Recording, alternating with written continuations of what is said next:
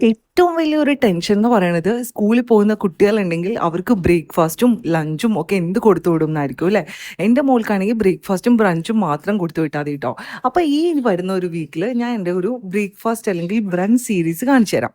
ഇതെന്താണെന്നറിയോ, ഇന്നത്തെ എൻ്റെ പോരാളികളായിട്ട് കളത്തിലിറങ്ങുന്നത് നമ്മളുടെ ക്യാരറ്റും അതുപോലെ തന്നെ ബ്രോക്കലിയാണ് കേട്ടോ.